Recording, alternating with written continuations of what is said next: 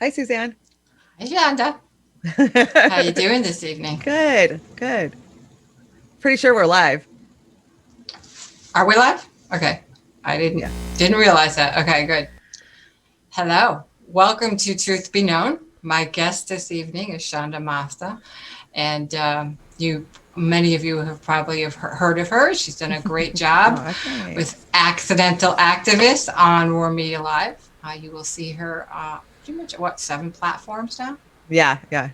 Okay. We're doing lots of platforms and lots of different shows. Roar is growing fast. So, we have the Daily Dive, which is kind of like a dive bar where we just talk crap about topics. And then, of course, Beauty and the Boomer with our engineer Oz on Saturday night, which is a lot of fun.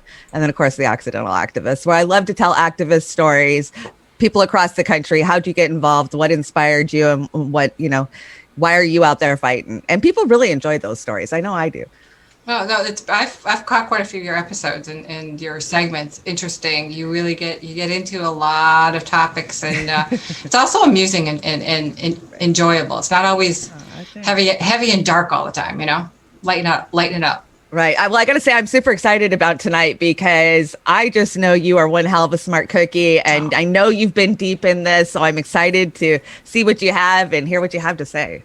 okay. Well, I'm glad you're joining me, and I want you to jump in and feel free to do that. This is not a didactic presentation. You got it. All right. So what we're going to do, we're going to unpack for a lot of people who have been interested. I've been getting a lot of private messages, direct messages, people on Facebook, people on Twitter, talking about like really trying to understand. And I'm excited about the fact that this whole GameStop event, what's been going on Wall Street Bets, has perked a lot of interest. And even though the big bubble broke, and even though you know a lot of these Reddit investors are getting heat. One of the things I want, the big takeaway for me this week, and doing the research and looking at this is, don't diss the Reddit people. What they had attempted to do and what they're still trying to do, from a social awareness, from that standpoint, for the little guy trying to mix it up on Wall Street and send a message to Wall Street about the things that they're doing. Like, Right. we We see see you. you. Yeah, we Yeah, we see see you. you. Right. And the disruption game, that was a good game. Yeah, Um, it they was. they burned through what, seven? I think it was $17 billion, or I think it was $17 billion total was the last number I got. That Yeah. they took out of hedge funds, that had the shorts on these stocks. So, yay! You know what? Good They for them. occupied their wallet, basically, is the way They I did. see it. They absolutely did. So there are other things that we want to talk about this evening, but I applaud that, and the people that are still holding on and still engaged.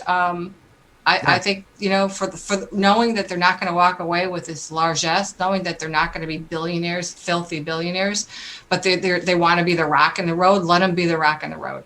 You Right. know. I interviewed Hunter Boyce out of Minneapolis last week, and he just says it was him throwing a rock through the window of a billionaire's window. Right. Basically, he knows his money's, he doesn't want it back. That's not what it was about. It was never about it. His bottom investment was what he was willing to send after the billionaires as a Right. message. Right. I saw that, and I thought it was a really good sentiment that he had, Right. and I applaud that. So, all right. So this what's up behind us here that our wonderful engineer Oz has put up for us. This is this was posted on and I'm going to give a plug for it. Wall Street on Parade is .com. It's a website. It's this woman by the name of Pan Martins, and her husband, I don't recall his name. I think it might be Richard Martins. Lots of experience, retired, was on the trading floor, very much on Wall Street, complete insider in terms of her knowledge. And they put out a daily publication about what's going on, and she's been all Oh, over this. nice. This is wonderful information. So when the whole story first broke, And I don't remember the exact date on this, but everybody was really that week when things were going insane. So in January, it'd be about a month from when this particular graphic was made. I think it was January 21st or something. She talked about dark pools. So nobody knows about dark pools. So dark pools is something insiders know about. Okay, so dark pools are these little I like to use visuals. Picture going down into the basement of Goldman Sachs or UBS or Citigroup, or in this case, the example I'm going to use today is going to be for JP Morgan Chase. Okay. Now, if you look at this graph behind you, and I don't know if you could pull this up. Thank you, Rick. Go through this list of companies that doesn't jump out at you until you really look at them. So I think it's a 1, 2, 3, 4, fifth one down is JPMX. It's kind of blurry. JPM. Yeah. -X. Okay. So this is the kind of hidden name for these, what is called dark pool funds, that these large investment banks, again, there's a big difference between investment banks and hedge funds. Okay.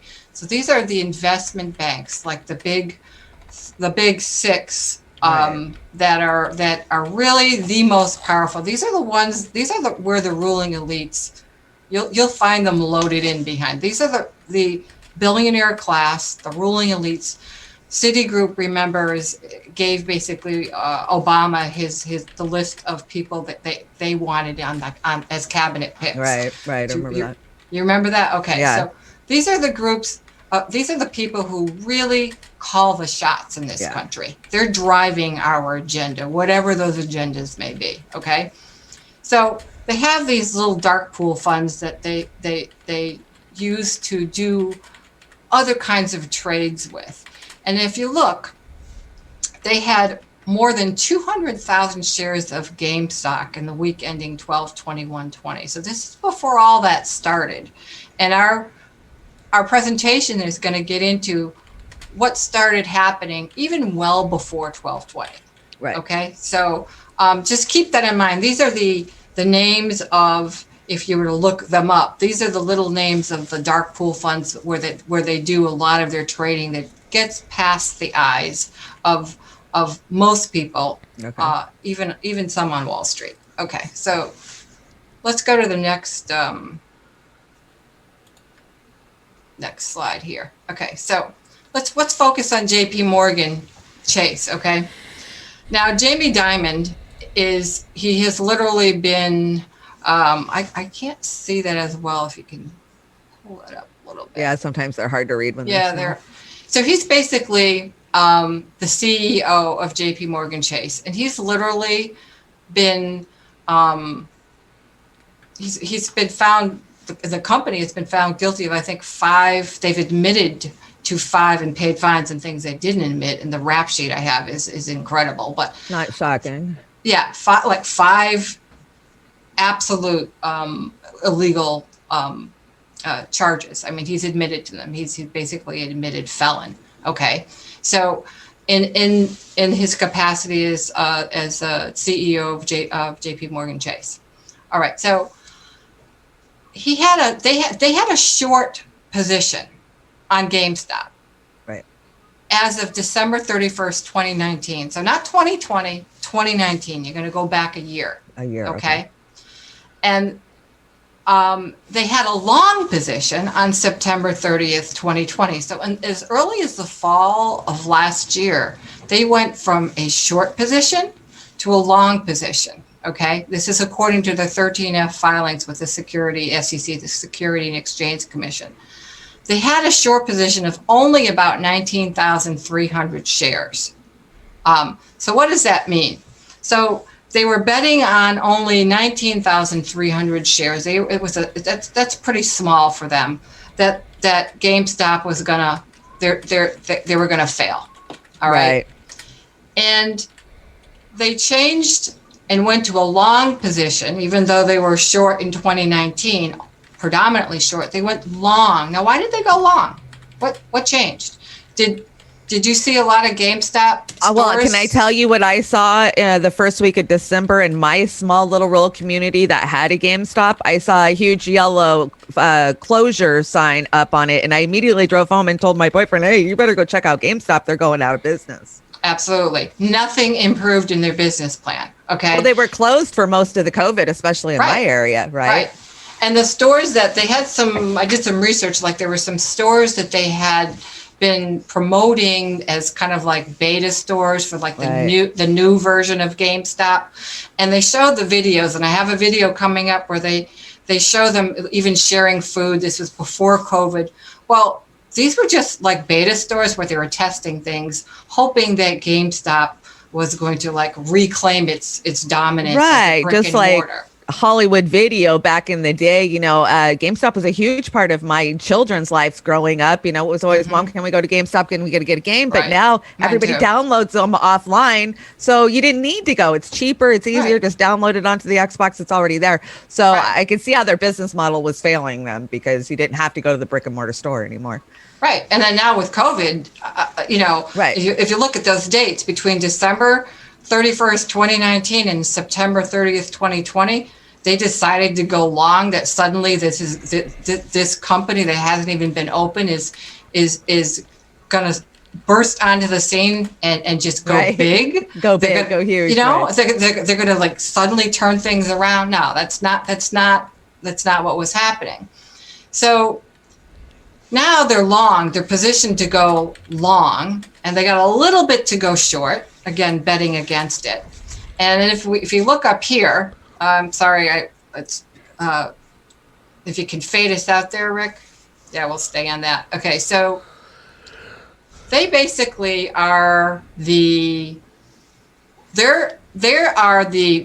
the big backstop. They are managing and the primary kind of broker, so to speak. I'm trying to see the proper term they're using.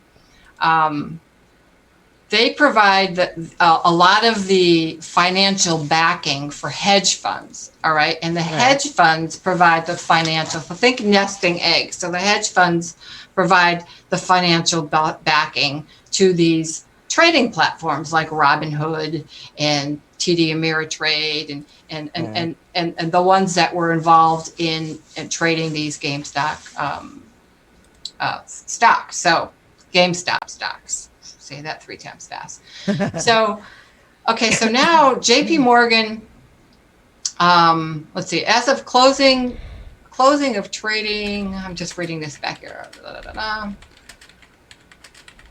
So basically they're long. They're leading up to this now, they've gone long. And as of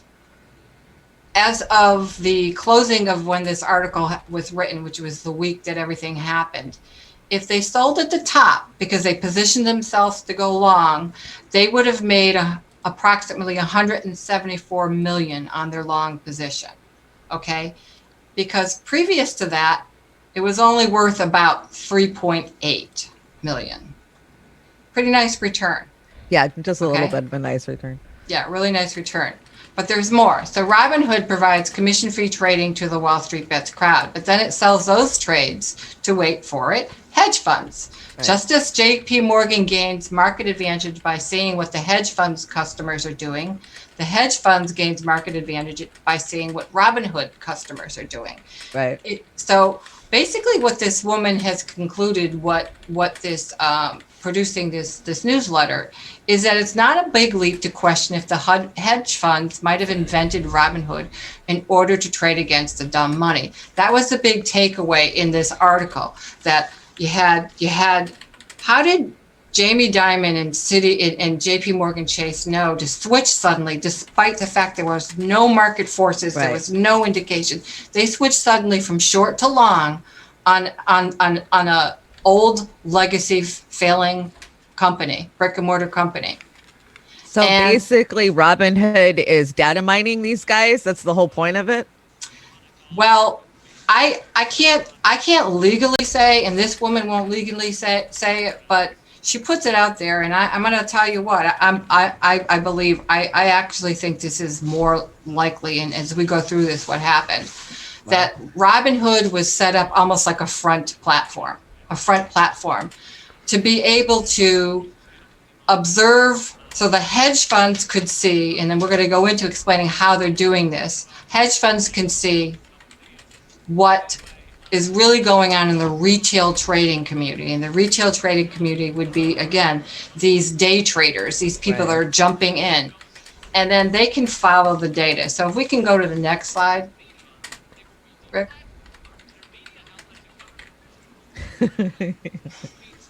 Waiting on you, Mr. Engineer. Sorry, busy guys. You want the engaging with next? chat. You want the next slide? Yes. Sorry, please. forgive me. I had an APB I had to take care of. Okay, there you go. There you go. All right. So Income's this guy. This is where it gets really interesting for me, Shonda, because Income's this guy, Keith Gill. All right. So how is he playing with this? And if you've been following this all, he's very directly involved. So Keith Gill is apparently like ground zero for how the Wall Street Bets people got involved in this, how the Reddit people got in. Okay, yeah. This is the guy that they want to subpoena and make him testify? Yes. Okay. So Mass Mutual is it's called Massachusetts Mutual. I have family members, I'm not going to say who, that work there. And I have a former family member that worked there, left that company. Okay. Right down the road from where I live, big employer in our area, throughout the country. Okay. Well, Keith Gill works for them. He's a rep that's by day. See that guy with that smile? He's all squeaky clean looking. He's got the little vest action going on. I mean, doesn't he look like your classic kind of trustworthy? Right. That's his persona, right? His trust persona. Right. Now look over at the other picture. That's him too. Is that his Reddit handle? That's his. Okay. That's his Wall Street Bets cheerleader, night grifter. I call him. That's his night job. So he apparently dons a wig, puts on the sunglasses and the head thing, like a do-rag, and he's like Joe Cool, and he's like talking to people on Wall Street Bets and talking to the Reddit investors and talking up GameStop. For no real legitimate reason. I mean, he's taking like a shred or a crumb of information and he's blowing it up to sound like it's the best thing. Right. Like, you got to get in on this. You have got to get in on this. Okay. So this is a guy that has been characterized in the news as being, he's a neophyte. He's ignorant about trading. He doesn't know anything. That's not true. He's got Series 7 license and several other licenses, which are for trading and for investments, which an ignorant person would not have. A person ignorant about trading would not have, because I will tell you, my father had 7s and he had all the other licenses required by the SEC for trading.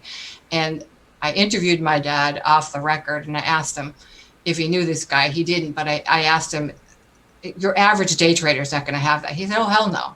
It's a lot to learn. Okay. So he's playing this like really cool guy on Wall Street Bets, and he's getting everybody pumped up. Let's do one. Let's burn these hedge funds. Let's take a shot, one for the Gipper, right at the hedge funds, at these nasty billionaires. Okay. Like, he has nothing to do with them. Like, he's just a regular guy. Right. Okay. So then I'm going to show you the video of one of his little hype sessions. Hype pitch. Yeah. It's his pitch, his sales pitch to the day traders. Okay. So check this out. Rick, can you push? Which slide is that, Suzanne? It's the one right after. This I one just right want to here? say thanks for the $5 tip over on the Rockfin. Refused to comply. We appreciate it. Yeah, if you can click that. Here we go. You can take us out of that. Fade us out. There you go. GameStop is one of the most compelling asymmetric opportunities in the market today. Really, I don't understand how you could disagree with that. That's why it's the top position in I've my seen this guy portfolio and before. also Dr. Mike Berry's portfolio. But based on prevailing sentiment, the market, and popular culture, many think it's a foolish investment. But everyone's wrong. It's like The Big Short again. Or more like The Big Short Squeeze this time, right? Anyway, let me show you what we're seeing. Still in 2020, GameStop maintains a healthy market share within the gaming industry. It's the only major brick-and-mortar retailer dedicated to gaming, and a recent survey indicated that over 25% of people buy their new games at GameStop, and 40% of people buy their used games there. Its reboot plan is well underway, and it's comprised of two main components.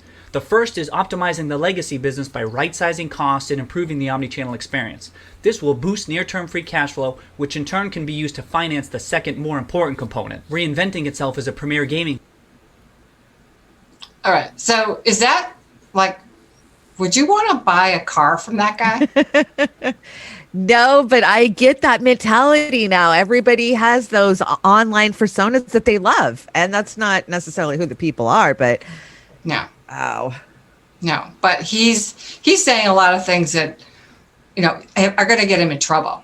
And Right. I did a little research on the guy, and Mass Mutual it's going to have some concerns about him. There's a question now whether he still works for them, whether or not they have contingent liability themselves because of his representations.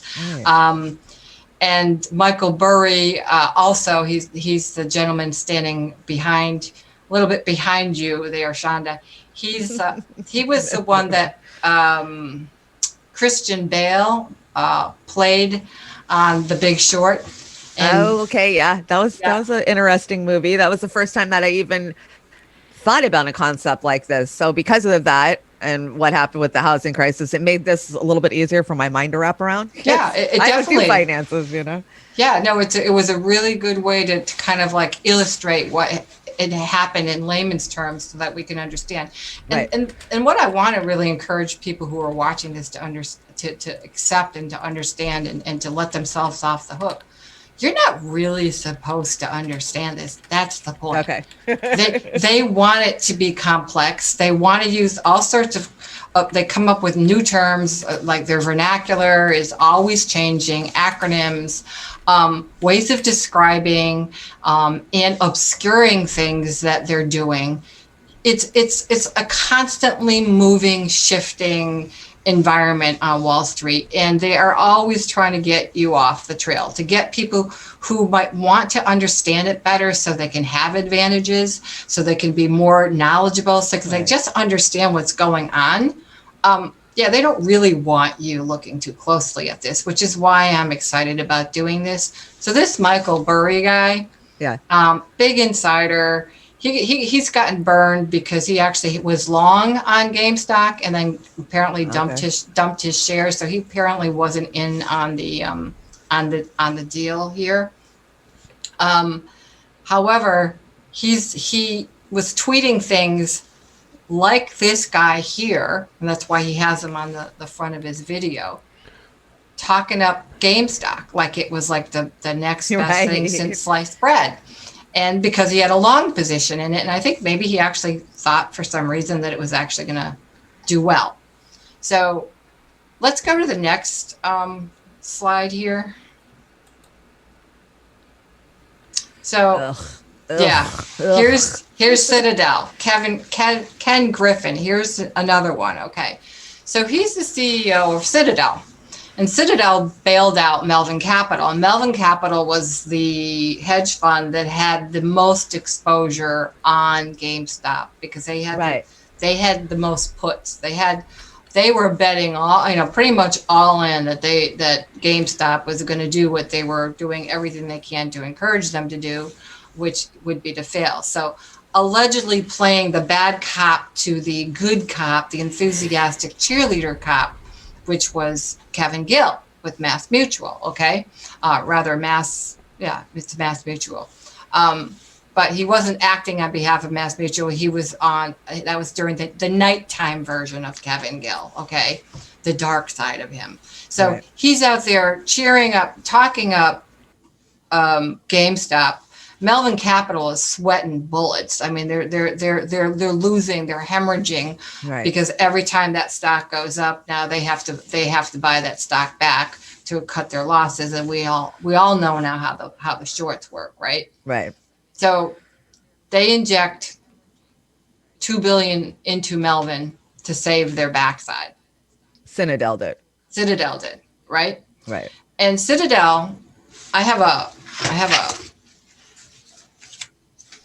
report here. Everybody can see it. Okay, it's kind of like what's on the front.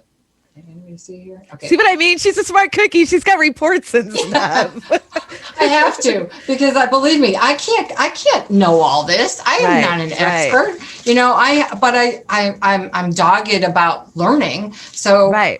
that's why I want to bring people along with me. It's like, let's learn this together. Okay. I love it. I'm willing to sit down and go to school with you any day. All right, let's do this. So I know the people in Bombers want to know what the heck is going on. So if you look up Citadel, this is a rap sheet, by the way, on the Big Six. But Citadel has got a rap sheet.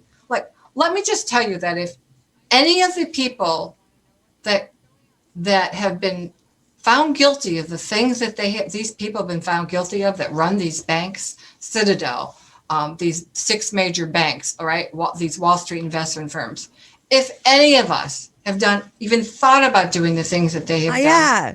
we wouldn't have the right to vote. We'd be felons. Okay. Well, We'd we be have behind bars. We know we have 2 justice systems, those for the rich and those for the poor. And, the only thing I've ever seen the rich get punished for is don't steal from the rich, basically. The only people that get punished are those who steal from the rich, right? Right. Bernie Madoff. Bernie Madoff. Yeah, exactly. There you go. Yep. And then, to a certain degree, what was it? Martha Stewart, when she got accused her. Yes. She got caught is what it was. Yeah. Right. Made an example of her. Right. Like, how dare she? It's like, really? They're all doing it. They're all doing insider trading and have been for 40 years. Oh, and so much more than insider trading. Right. So Citadel now bails out Melvin Capital. And what's coming out is, again, another hedge fund, is these hedge funds are all behind all of these day trader platforms, sites, okay? Robinhood, all of them. And so they're watching all this and they're watching what's going on. And they now have insight to when stocks go up or down, and they can see all of it before the trade gets executed, because they are on the transaction end on the other side, okay? So basically they're like, I'm trying to explain it as good as I can. They're helping Robinhood and the trading apps do their job and fund their execution of their trades. Hedge funds back them up, just like Goldman Sachs and JP Morgan Chase back up the hedge funds. Right. Okay. They all have to have backers. They all have to have people that are financing what they're doing. Okay. And by being a backer, and it's like kind of sitting in a bank teller window, and you can see what's coming in and out. Go, oh wow, so-and-so down the street is late on his mortgage. Right. Oh, look at this one's got. Well, they're not poor. They've got $5 million in their savings account. Oh, look at this one. They're not going to be able to pay their car payment. Let's just say if you were standing in the old-fashioned teller windows, you can see a lot that's going on, right? You can see how people are being affected by financial situations. Well, it's the same thing. So you got hedge funds watching the activity with the day traders. You got JP Morgan Chase and the big investment banks watching the hedge funds because they're backing them. They're helping finance their ability to do business. And then you've got the stock exchange, okay? The entire stock exchange watching this. They make money on every single trade. They take a little piece of the action, whether the stock's going up or whether it's going down. They profit by volume. So I want to answer a question like Lois Annette Smith. She's a person that had put this question to me last week or a couple weeks ago, one of our Bomber members. She said, I don't understand.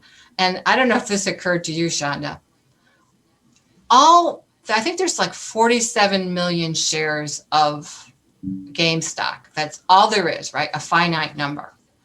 But they were trading like 100 times, like 100 and something million. I think it was 500 and something million in shares were being traded in GameStop.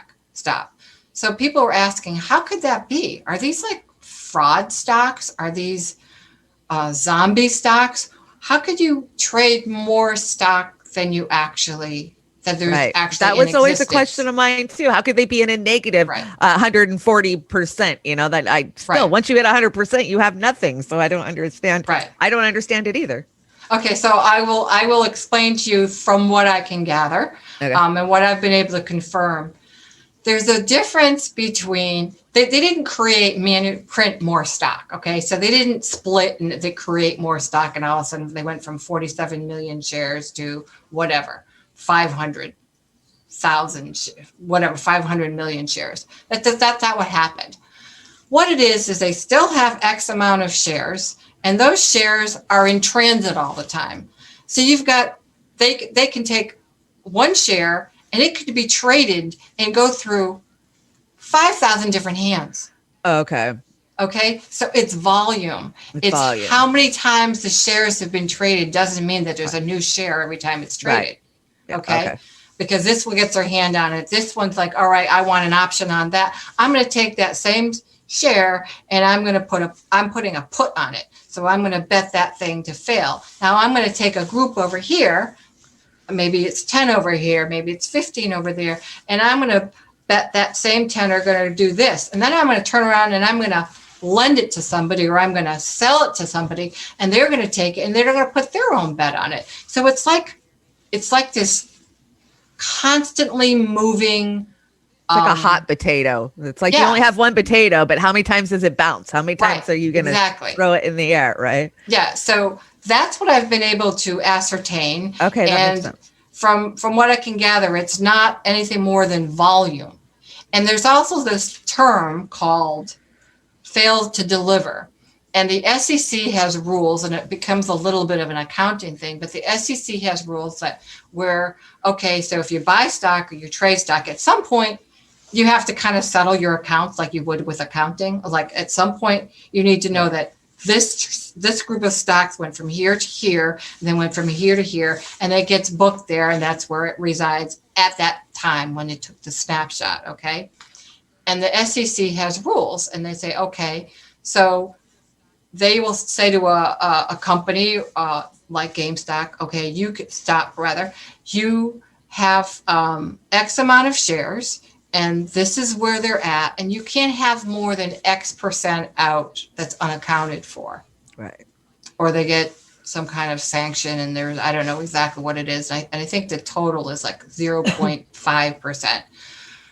I'm not going to bore people with the details, but the bottom line is they were so past that since last fall. Since before all of this started, there were a ton of shares that never were they failed to deliver, and they never were accounted for in where they ended up during periods where they take a snapshot and they file these reports. Like they were always out there in transit somewhere. Okay. Right. Okay. And that's not entirely kosher from what I'm reading. There's an issue with that where it's a flag, and the SEC then has to investigate the company. The SEC never investigated GameStop. I'm not shocked. No, this was the zombie company that they refer to. This is the dying brick and mortar company that the boys decided, and girls on Wall Street decided, we're gonna manipulate this. We're gonna play this thing. Right. And you don't want the SEC seeing what's really going on. So you're not going to have things really. You're not going to reveal where things settled, where things are residing. You're not going to provide the snapshots to the SEC so they can follow the trail. Okay. So if you don't do that and you don't file these things and you don't really settle your accounts, it's hard to tell where things are. Right. As a bookkeeper, I've seen this in many businesses where it's just a moving constantly to where assets are floating in multiple accounts. So they look like there's so much more than they actually are. Right. And then especially when you put them up against the debts, if you actually reconcile, then you find out you're in the hole when it looked like you had all of this in the beginning. So, and yeah, people do it constantly. That's so Right. many businesses are constantly juggling, all the Well, balls in the remember? air. Do you remember Krispy Kreme? How much Yes. trouble they Oh got my into? gosh. Yeah. Their inventory. They were padding their inventory. They were like, it was. I don't remember all the details, but I remember it was like the beginning of the end for them. Yeah, it was. Because I remember that. They got in a lot of hot water for that. Well, this is kind of like if you look at Gameland, and I'm trying to keep narrow the silo down to GameStop. So this is happening, and we got to look for this happening in other places. Yeah. But that's kind of like an accounting thing, where it's like they are not disclosing what's really gone on for successive periods of time, and the SEC was supposed to go and check into it. Never did. Nothing happened. As far as I know, still hasn't. There's still outstanding failed to deliver stocks. The number of stocks themselves, not so much changed.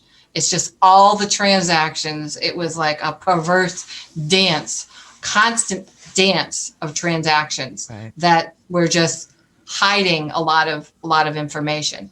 So, Rick, can we go to the next slide? Okay, so this is the publication that I was talking about. I recommend anybody who really wants to learn. Yeah, you're going to feel a little bit like you're drinking from a fire hose, but trust me, it's worth it. Be patient with yourself because she provides really helpful links, and you can learn a lot from this. So basically, this is what we have concluded, and what appears to be, this is today's publication, by the way. Okay. GameStop has had 47 million shares available to trade on the stock market. GameStop shares changed hands 554 million times. Jeez. Okay. 47 million shares changed hands 554 million times, more than 11 times the number of total shares available. Okay. That's how much wheeling and dealing was going on. The source of that kind of trading can only be high frequency traders using algorithms. The nutty idea that young novice traders at Reddit were somehow democratizing Wall Street is a fanciful movie script that didn't hold up from the get-go. Now there's evidence that hedge funds may have been tracking the activities of Reddit traders and commenters like lab rats in order to front end their trades. And so that's a term that we have to get familiar with. It's called front ending. So the stock exchange has previously acted like a utility where they provide a level playing field for the public good. Right. Almost like what our media was long time ago, provided objective information for the public good. Okay. Right. So that's what the stock exchange was supposed to be. But they are now treating abusive high frequency traders as their best customers deserving with concierge services. And so let me explain to you who these abusive high-end traders are. They're everybody we were just talking about. Right. Okay. They have access to what is called these are apps that were developed a couple years ago, Virtu Financial. And I think if you could fade us out here, Rick, it's right behind behind Shonda's head. Yeah. Swaggy Stocks, Robin Track, Quiver Quantitative Apps. They're literally siphoning trading data from all these different places where traders are communicating, where they're transacting on Robinhood, on the different platforms, investment platforms. They're literally spying on them. Right. This is like a projected profits for them. Like, okay, well, this is what the little people, the poor people are doing, and this is what you should do. And I'm just concerned that so many that have got involved in this don't understand that their data is being collected and used this way. They don't. I mean, I just found out about this. I had read a little bit, but in fact, it was my dad. I had asked him. He had a 7. He had all his different licenses. He gave them up about 3 years ago, and I mean, it was time. He really needed to retire. But I asked him, so he keeps his hands in something. I said, well, why did you give them up? And he said, oh, it's a totally different game. This is what he was talking about. And he was trying to Right. explain that to me. He's How like, it no. changed.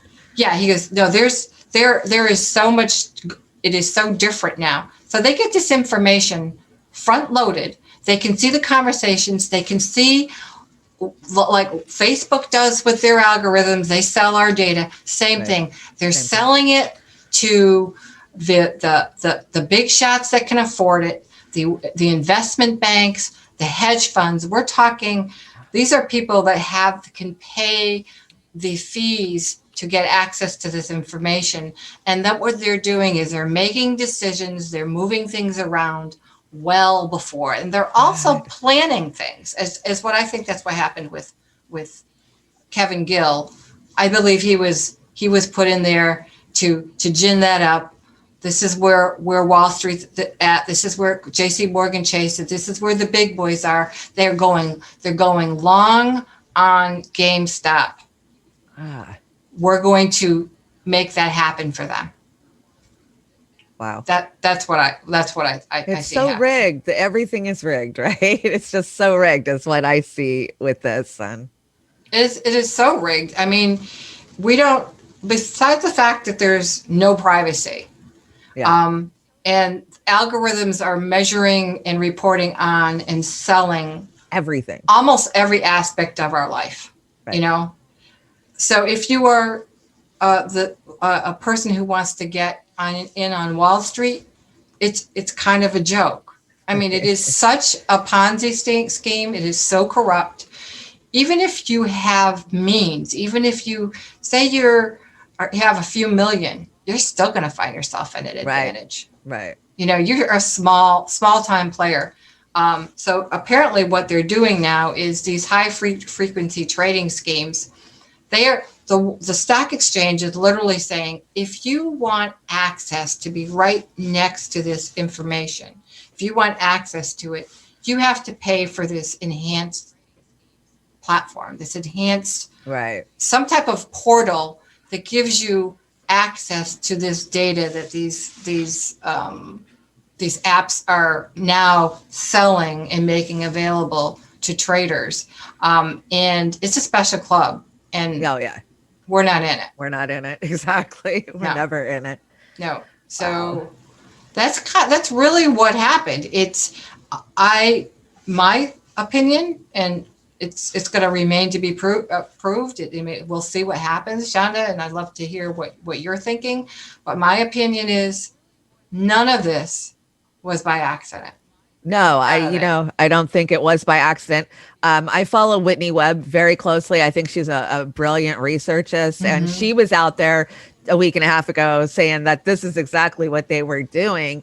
And then I just watched Richard Wolff on Richie Medhurst, and I love Professor Wolff. I think that he so understands the American, petrodollar economy. Oh, And absolutely. he was calling this for what it is too. And he's saying, like you and I were talking in the green room about it being the Russian tea dolls, there's just a layer and another layer and another Right. layer. I think we're going to see a lot of layers that are going to get unpilled in the next couple of months. But, we definitely are going to see politicians on both sides of the aisle coming in to save these guys. Because let's face it, these guys are their donors. Oh yeah, they own our politicians, and and what I found shocking was, so in my research on this, is the number years ago. I mean, like 2014, I believe it was Elizabeth Warren and I forgot who else were calling out what was already starting to change, and we need to look into this. We need to look into these. They when even a few years ago when these apps were coming out, these high frequency trading schemes. We need to stop this. SEC's done nothing. Nobody's done anything about it. Nobody has wanted to look at it. And Maxine Waters, who is the head of House Financial Services Committee. Now she takes Katie Porter, who is probably the most conversant, most intelligent, most aggressive person in the House to be able to really get to this, to penetrate the layers here. They take her off. Maxine took her off the committee. Why? Because she would do a good job. She would Really good actually job. go after them. Exactly. Right. And she understands the nesting dolls concept, Right. and what the real grift that's going on. And it's I can't imagine that it's when they get right down to the bottom of it that it can be legal. I just can't imagine it Right. should be considered legal. But then again, you know, I mean, the whole entire construct of Wall Street and trading appears to be nothing more than really just a big Ponzi scheme at this point. So I have a question about the class action lawsuit. Now, we saw a lot of these subscribers to Robinhood. Their trades were shut down. They weren't allowed to purchase, right? Mhm. They could sell, but they couldn't buy, which we've never seen that. We've never seen a stock shut down on one side ever that I know of. Asymmetric. Right. So do you think that that fact is going to overshadow this fact of the data collection, and that these big, huge hedge funds and, you know, groups are actually the bigger picture? You know, I think that everybody's going to focus on the fact that Wall Street pigeonholed these guys. Right. And I mean, I think that's definitely an element, and I think it's a deflection, and I think that's what Right. they hope to. You know, as Noam Chomsky has so eloquently pointed out, that they're going to allow in the public sphere, they allow the debate. They set the range, and we can argue vigorously within that range. You know, but so let's talk about what happened. Let's talk about the events of the incident, but let's not talk about the systemic issue Right. and the scenario the situation that allows all of this to happen. We're not supposed to have that conversation. We're only Never. supposed to talk about the event, yeah. and then don't go too deep on that. So yeah, I think you're absolutely right. I think they're going to focus on that if we let them, and not on the fact that while they were asymmetrically locking out these investors so they couldn't buy or sell GameStop, you can bet that during this time, and I believe it was the same day that this happened, that Jamie Dimon and JP Morgan Chase, they're not bound by those rules because they are not trading through these platforms. Right. You can bet that that's when they got out of their short stop holdings, So whatever they dirty. were. Yeah, I can. That's what I want to see. I want to see, what did JP Morgan Chase do that week? Because they went long, and how did they know to go long so early? They were well positioned. Right. It's hard to believe that they were actually really bullish about GameStop. Right. I'm having a hard time with that one. So, yeah, you know, kudos to the Reddit guys. I love what they were trying to do. Right. And I love the fact that they disrupted things. And even if they were played, and even if they were bait, Right. some people still lost a lot of money. Well, but they proved that we as the American public can come together when there's an idea to push back against the oligarch that's, you know, ruling Right. every aspect of our lives anymore. Well, we can certainly get hip to some of what's going on and throw some sand into their system and create a little pain. And I'm all for doing that, because that was, to me, what was sublime about this while it lasted, that we were beating them. The small guy was beating these hedge funds at their Right. own game. Whether or not that was always the plan, that they were going to, sometimes you have a sacrificial fish you throw in the water, and so besides it being, that they used the data from these Wall Street Bets people to exploit. Well, Melvin Capital got thrown to the wolves for a while there too, and they lost some serious money. So Yeah, they did. there's an upside to that. I think there's like a lot that's going to come out on this. I do too. And so that's kind of my take on it. I'd be interested to see what other people think about this. I'm reading some of the comments here. Yeah, we're getting lots and lots of chats all over the place. And people are really interested in this, and they're agreeing with everything that you're saying. I think that you are so on point with this, because this coming into this, you and I hadn't talked. So, I knew what I knew, and I knew what, but yeah, exactly what you're saying is the way that I perceived is what happened, and the future is going to roll out slowly, and we're going to get little pieces, but it's up to us to pay attention and not let people forget and to let them and know. Don't get intimidated. Don't get intimidated by this. If you get a chance, really go to wallstreetonparade.com. It's a website. All the articles are loaded. They have links to everything. Nice. And even better, they have links. She refers to reports and terms and things that, you're like, oh, I don't even know what this means. And then you'll see a link. And it's like, oh, this is what it means. Don't be intimidated by this. They count on you getting bored or intimidated or feeling, I don't have any business knowing this. Oh, how you do, because it's affecting all of us. It's affecting all of us. These guys, this is how they're able to move the pawns in Congress. This is how they're able to do the things that they do, because they are dealing with wealth on an order that we can't even imagine, that we can't comprehend. The order of magnitude is so profoundly gigantic that we can't even really envision how much influence they have.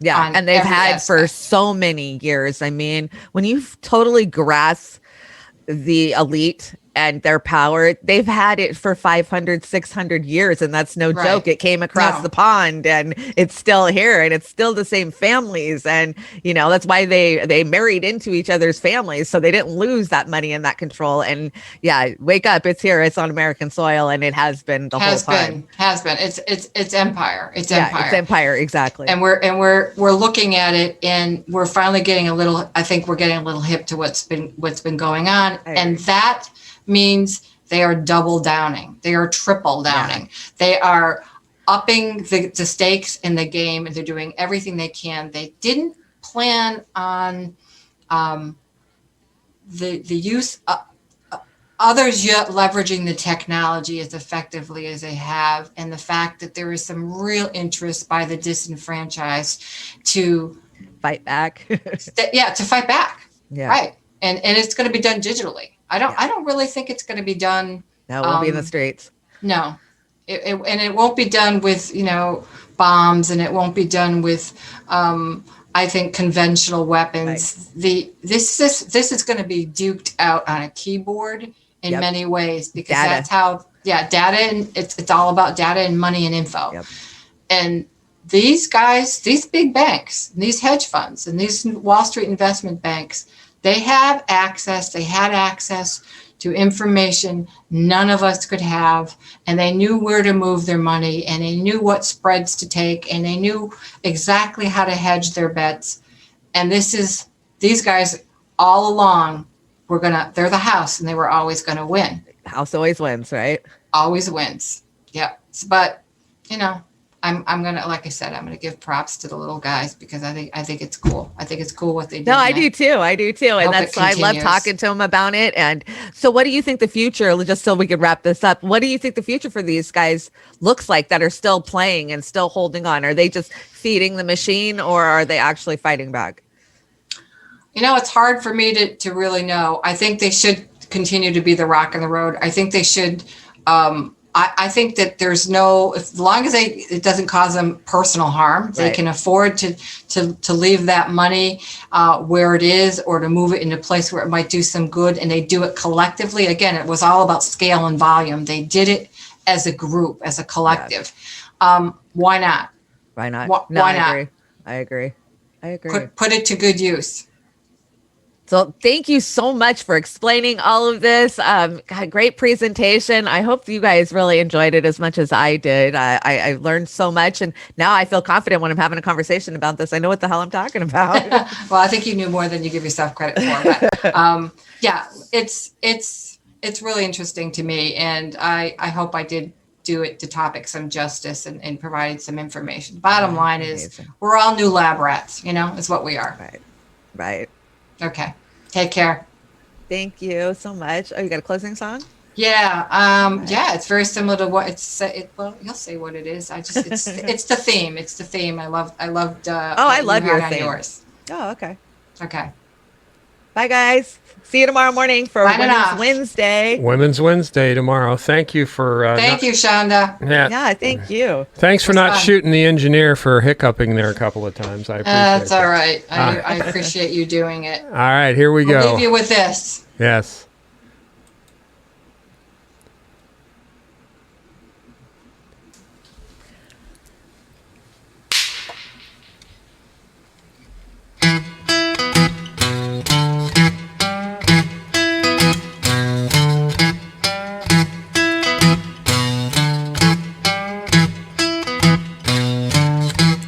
Money, get away.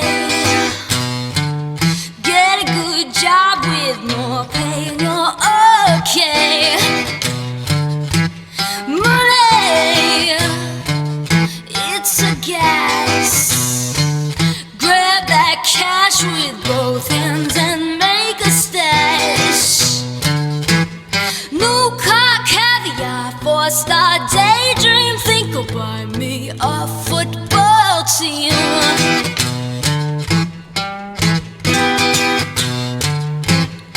Money, get back. I'm alright, Jack. Keep your hands off of my stack. Money, it's ahead.